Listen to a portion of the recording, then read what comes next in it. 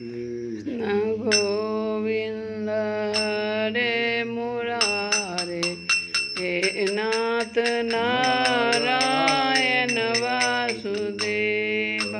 श्री कृष्ण गोविंद हरे मुरारे, हे नाथ नारायण वासुदेव। नाथ नारायण वासुदेव, हे नाथ नारायण वासुदेव, हे नाथ नारायण वासुदेव, हे नाथ नारायण वासुदेव। श्री कृष्ण गोविंद हरे मुरारे, हे नाथ नारायण वासुदेव। हरे राम राम राम हरे हरे, हरे कृष्ण कृष्ण कृष्ण हरे हरे, हरे राम राम राम हरे हरे, हरे कृष्ण कृष्ण कृष्ण हरे हरे, हरे राम राम राम हरे हरे, हरे कृष्ण कृष्ण कृष्ण हरे हरे। जय श्री कृष्ण। जय जय श्री राधे। कल की कथा में हम लोग सुन रहे थे कि किस प्रकार से भगवान रुक्मिणी जी से बात कर रहे थे। रुक्मिणी, श्री कृष्ण रुक्मिणी संवाद चल रहा था। तो रुक्मिणी जी ने अपने सखी के हाथ से चंवर ले लिया और भगवान को अपने से चंवर डुलाने लगी।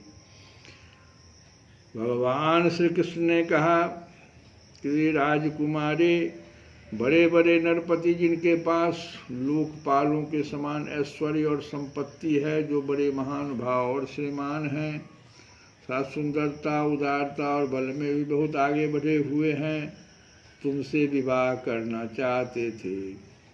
तुम्हारे पिता और भाई भी उन्हीं के साथ तुम्हारा विवाह करना चाहते थे। यहाँ तक कि उन्होंने वाग्दान भी कर दिया था। शिशुपाल आदि बड़े बड़े वीरों को, जो कामोन्मत्त होकर तुम्हारे याचक बन रहे थे, तुमने छोड़ दिया और मेरे जैसे व्यक्ति को, जो किसी प्रकार तुम्हारे समान नहीं है, अपना पति स्वीकार किया। ऐसा तुमने क्यों किया? भगवान पूछ रहे हैं प्रश्न रुक्मिणी जी से कि ऐसा तुमने क्यों किया कि शिशुपाल को छोड़ दिया और हमारे जैसे व्यक्ति को अपना पति बनाया। अब भगवान जो है कहते हैं कि सुंदरी देखो, हम जरासंध आदि राजाओं से डरकर समुद्र की शरण में आ बसे हैं। बड़े बड़े बलवानों से हमने बैर बांध रखा है और प्रायः राज सिंहासन के अधिकार से भी वंचित ही हैं। सुंदरी, हम किस मार्ग के अनुयायी हैं, हमारा कौन सा मार्ग है, यह भी लोगों को अच्छी तरह मालूम नहीं है। हम लोग लौकिक व्यवहार का भी ठीक ठीक पालन नहीं करते, अनुनय विनय के द्वारा स्त्रियों को रिझाते भी नहीं। जो स्त्रियां हमारे जैसे पुरुषों का अनुसरण करती है, उन्हें प्रायः क्लेश ही क्लेश भोगना पड़ता है। सुंदरी, हम तो सदा के अकिंचन हैं, न तो हमारे पास कभी कुछ था और न रहेगा। ऐसे ही अकिंचन लोगों से हम प्रेम भी करते हैं और वे लोग भी हमसे प्रेम करते हैं। यही कारण है कि हम अपने को धनी समझने वाले लोग प्रायः हमसे प्रेम नहीं करते, हमारी सेवा नहीं करते।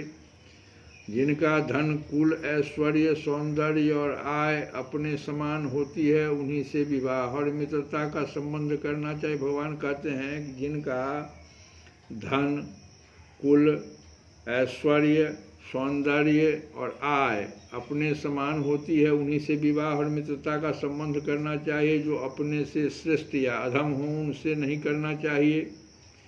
विदर्भ राजकुमारी, तुमने अपनी अदूरदर्शिता के कारण इन बातों का विचार नहीं किया और बिना जाने बुझे भिक्षुकों से मेरी झूठ प्रशंसा सुनकर मुझे गुणहीन को वरण कर लिया। अब भी कुछ बिगड़ा नहीं है। तुम अपने अनुरूप किसी श्रेष्ठ क्षत्रिय को वरण कर लो, जिसके द्वारा तुम्हारी इहलोक और परलोक की सारी आशाभिलाषाएं पूरी हो सके। सुंदरी, तुम जानती हो कि शिशुपाल, साल्व, जरासंध, दंतवक्त्र आदि नरपति और तुम्हारा बड़ा भाई रुक्मी सभी मुझसे द्वेष करते थे। कल्याणी, वे सब बल पौरुष के मद से अंधे हो रहे थे, अपने सामने किसी को कुछ नहीं गिनते थे। उन दुष्टों का मान मर्दन करने के लिए ही मैंने तुम्हारा हरण किया था और कोई कारण नहीं था। निश्चय ही हम उदासीन हैं। हम स्त्री, संतान और धन के लोलुप नहीं हैं। निष्क्रिय और देह गेह से संबंध रहित दीपशिखा के समान साक्षी मात्र हैं। हम अपने आत्मा के साक्षात्कार से ही पूर्ण काम हैं, कृतकृत्य हैं। श्री सुखदेव जी कहते हैं, परीक्षित, भगवान श्री कृष्ण के क्षण भर के लिए भी अलग न होने के कारण रुक्मिणी जी को यह अभिमान हो गया था कि मैं इनकी सबसे अधिक प्यारी हूँ। इसी गर्व की शांति के लिए इतना कहकर भगवान चुप हो गए। श्री सुखदेव जी कहते हैं कि परीक्षित, भगवान श्री कृष्ण के क्षण भर के लिए भी अलग न होने के कारण रुक्मिणी जी को यह अभिमान हो गया था कि मैं इनकी सबसे अधिक प्यारी हूँ। इसी गर्व की शांति के लिए इतना कहकर भगवान चुप हो गए। परीक्षित, जब रुक्मिणी जी ने अपने परम प्रियतम पति त्रिलोकेश्वर भगवान की यह अप्रिय वाणी सुनी, जो पहले कभी नहीं सुनी थी, तब वे अत्यंत भयभीत हो गई। उनका हृदय धड़कने लगा। वे रोते रोते चिंता के अगाध समुद्र में डूबने उतराने लगे। वे अपने कमल के समान कोमल और नखों की लालिमा से कुछ कुछ लाल प्रतीत होने वाले चरणों से धरती कुरेदने लगे। अंजन से मिले हुए काले काले आंसू केसर से रंगे हुए वक्षस्थल को धोने लगे। मुंह नीचे को लटक गया। अत्यंत दुख के कारण उनकी वाणी रुक गई और वे ठिठकी सी रह गई। अत्यंत व्यथा, भय और शोक के कारण विचार शक्ति लुप्त हो गई। वियोग की संभावना से वे तत्क्षण इतनी दुर्बल हो गई कि उनकी कलाई का कंगन तक खिसक गया। हाथ का चबड़ गिर पड़ा। बुद्धि की विकलता के कारण वे एकाएक अचेत हो गई। केस बिखर गए और वे वायु वेग से उखड़े हुए केले के खंभे की तरह धरती पर गिर पड़ी। श्री कृष्ण गोविंद हरे